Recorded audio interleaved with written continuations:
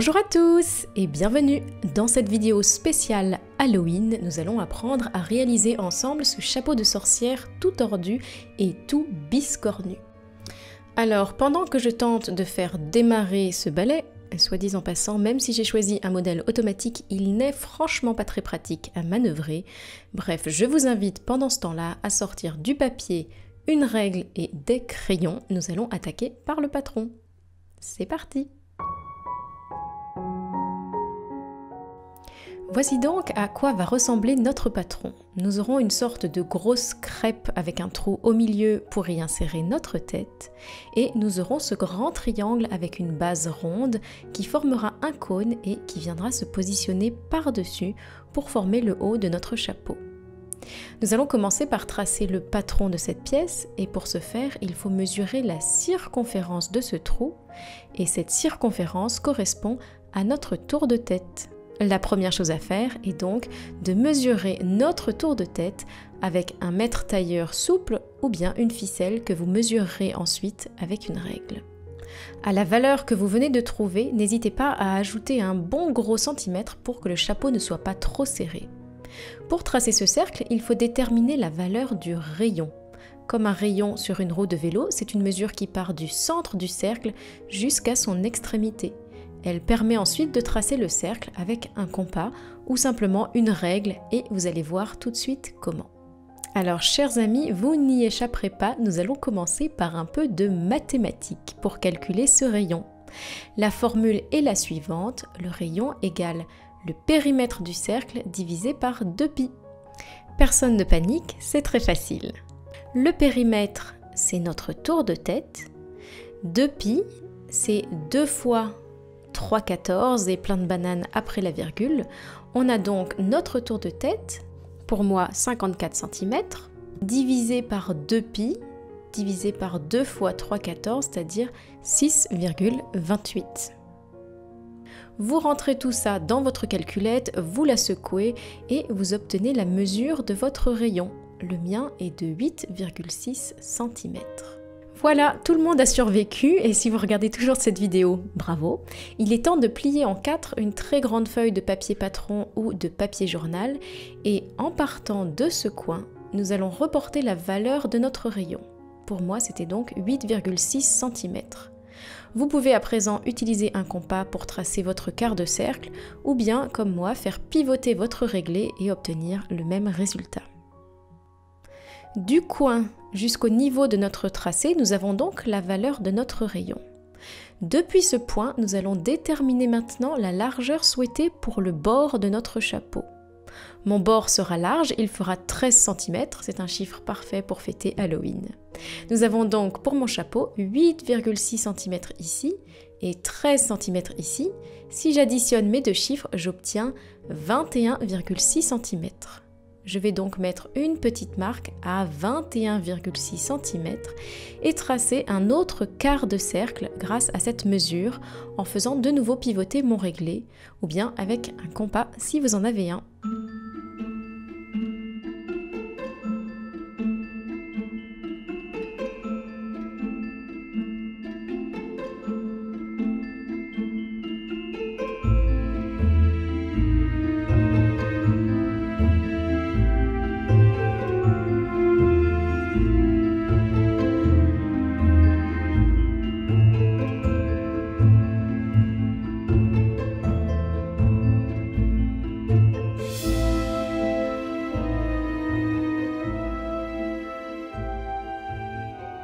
Voici donc ma première pièce terminée. J'ai indiqué qu'il s'agissait d'un chapeau pour une sorcière qui aurait un tour de tête de 54 cm et qu'il faut couper cette pièce 3 fois. Une fois pour le dessus de notre bord, une fois pour le dessous et une fois pour l'entoilage qui va rendre notre pièce plus rigide. Et je précise bien que je n'ai pas ajouté de marge de couture sur cette pièce de notre patron, c'est ma manière de travailler, nous les ajouterons ensemble par la suite. Voilà, ça c'est une bonne chose de faite, nous allons passer à la seconde pièce de notre patron et nous aurons besoin de ne plier notre papier qu'une seule fois cette fois-ci. Sur l'une des extrémités repliées, je vais faire une première marque au stylo. Elle correspond à la pointe de notre chapeau pointu. Je vais faire une seconde marque à l'autre extrémité de telle sorte que la distance qui sépare ces deux marques corresponde à la hauteur souhaitée pour notre chapeau. Et puis, comme précédemment, nous allons faire pivoter notre règle japonaise pour obtenir le début d'un cercle que je vais rapidement tracer à main levée avec un feutre par la suite. Le voici. Je vous rappelle que nous avons ici la hauteur souhaitée pour notre chapeau et il va falloir maintenant mesurer sur cette courbe la valeur de notre tour de tête divisé par 2. Pourquoi divisé par 2? Tout simplement car nous avons déjà plié notre feuille en deux. Alors allons-y, mon tour de tête est de 54, divisé par 2 ça donne 27. Je vais placer mon mètre tailleur sur 27 et le faire pivoter de manière à épouser le tracé de ma courbe. Au niveau du 0, je place une petite marque et puis avec notre règle japonaise, nous allons maintenant pouvoir relier cette marque à la pointe de notre chapeau.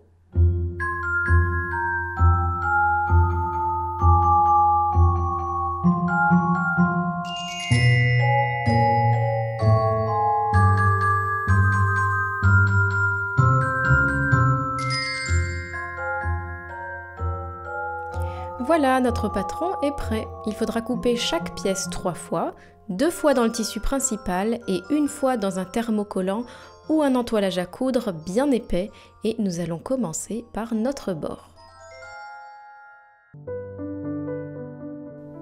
Voici mon entoilage que je vais doubler pour plus de tenue encore car il n'est pas assez épais à mon goût et je viens retracer les contours de ma pièce. Encore une fois, vous êtes libre d'utiliser du thermocollant, je préfère utiliser ce que j'ai à ma disposition. Pour rendre mes deux disques solidaires, je vais rapidement les épingler, les découper et je vais venir réaliser tout autour un petit point zigzag à la machine. Je réalise ce zigzag sur le bord externe de mon disque, mais aussi sur le bord interne. L'étape suivante est optionnelle, mais très amusante. Nous allons ajouter du fil de fer tout autour de notre entoilage afin de pouvoir par la suite donner au bord de notre chapeau la forme souhaitée. J'aimerais lui conférer un aspect un peu tordu et fatigué, c'est un chapeau de sorcière, et ce petit fil de fer très fin que je vais venir doubler sera parfait. Je recoupe le surplus avec une pince, surtout pas avec les ciseaux de couture, et je vais ensuite le coudre grossièrement à mon disque avec du fil et une aiguille. Cela peut prendre un peu de temps et ce que j'aime faire quand j'ai une tâche de ce genre, c'est-à-dire une tâche facile à réaliser et un peu répétitive, mais qui laisse à mon esprit tout le loisir de vagabonder, ce que j'aime faire donc c'est téléphoner à une amie, écouter un livre audio ou bien encore un podcast et je vous recommande d'ailleurs vivement le podcast Causons Couture avec la très belle voix de Mathilde, son hôte, qui est un véritable rayon de soleil. C'est la 3e saison. Bienvenue à vous. Bonjour, bienvenue. Aujourd'hui, je reçois Jessica Brisac et Michel Thénault pour leur livre Docteur Couture. Bonjour les filles. Bonjour. Alors, j'ai déjà reçu Jessica à mon épisode précédent qui était... Voici le tissu que j'ai choisi pour notre chapeau de sorcière. C'est un velours absolument somptueux et il s'agit d'ailleurs des restes de tissu d'une robe de soirée avec un grand dos nu que je m'étais cousu il y a quelques années, à l'époque où je portais encore ce genre de choses. Bref, nous allons déposer notre tissu avec l'endroit face à nos tables de travail, déposer par-dessus notre entoilage, épingler l'ensemble et enfin le piquer à la machine à coudre avec un point droit à 1 mm du bord interne et également à 1 mm du bord externe. Pour pouvoir piquer au plus proche de notre fil de fer sur le bord externe, je vais retirer mon pied traditionnel et mettre à la place le pied pour bordure étroite que l'on utilise également pour poser des fermetures à glissière invisibles. Pensez à bien tendre votre tissu principal pour qu'il ne soit pas décalé ou froissé sous votre entoilage. Lorsque mon dessous et mon entoilage sont piqués, je vais venir déposer l'ensemble sur une autre de mes chutes de tissu. Endroit contre endroit, je vais tout épingler et nous allons coudre de nouveau une petite rangée de points droits tout autour de notre disque, mais pas sur le disque cette fois-ci. Le pied presseur étroit que vous devriez trouver dans les accessoires de votre machine à coudre s'avère de nouveau bien utile. Nous allons recouper précautionneusement notre rebord à 2-3 mm de cette couture. Nous allons également recouper les deux épaisseurs à un bon gros centimètre du disque à l'intérieur de notre pièce et il va falloir retourner l'ensemble sur l'endroit. Je me félicite d'ailleurs d'avoir utilisé un fil de fer relativement fin et souple, cela va me faciliter grandement la tâche. C'est parti!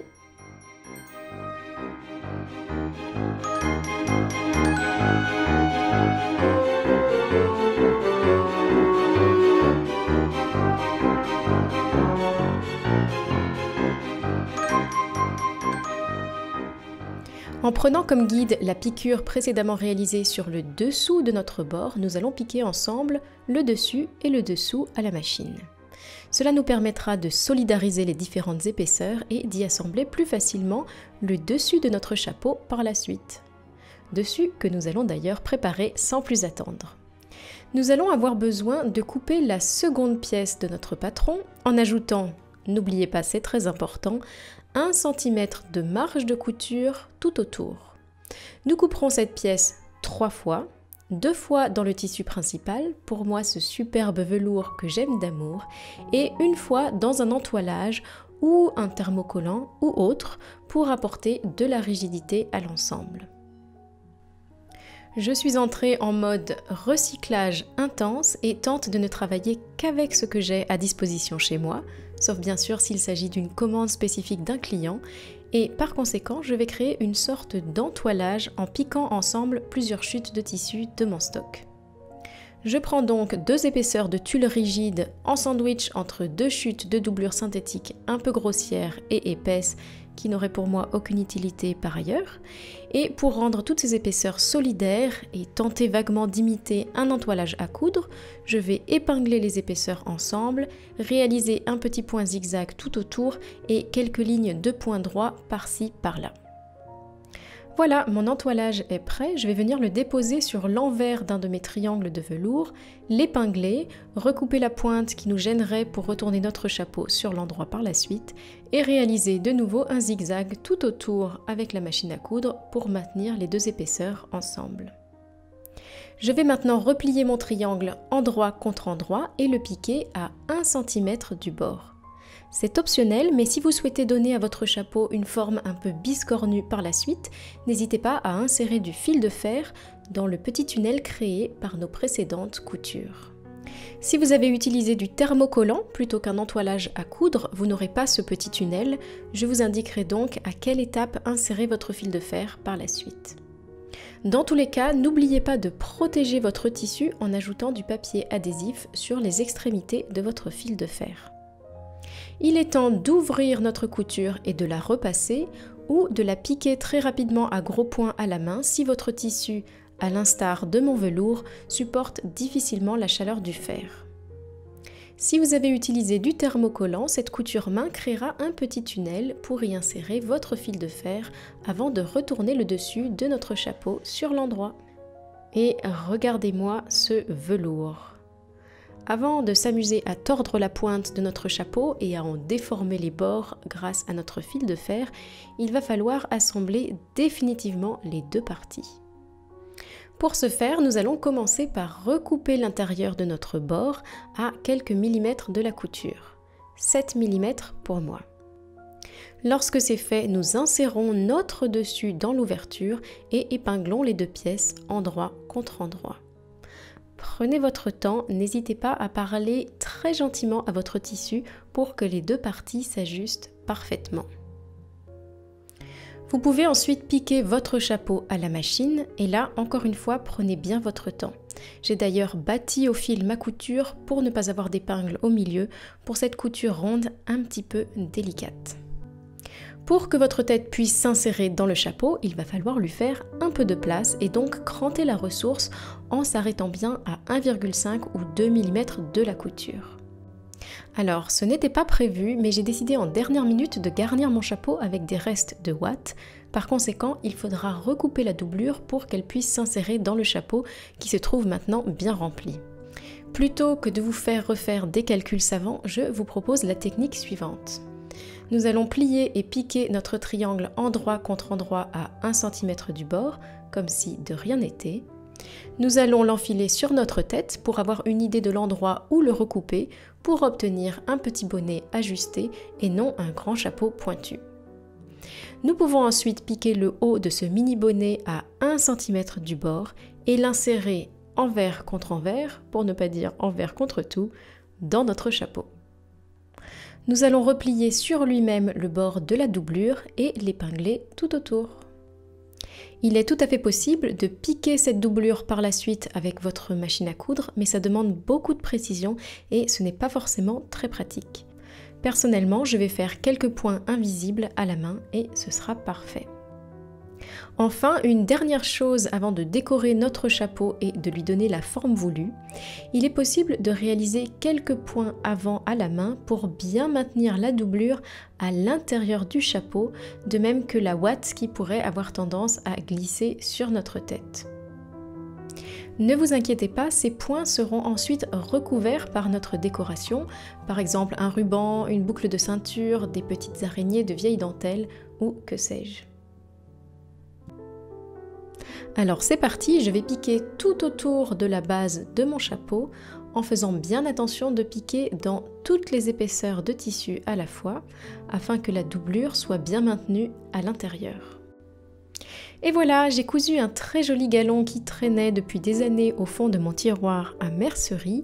J'ai également collé ce papillon qui, lui, traînait au fond de la malle à jouer de mon petit garçon. Et maintenant, c'est le moment de s'amuser et de donner à son chapeau la forme la plus tarabiscotée et la plus biscornue possible.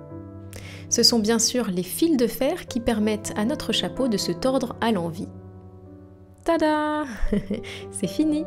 Bravo à vous tous, je vous souhaite une très belle fête d'Halloween. Bye bye! À bientôt!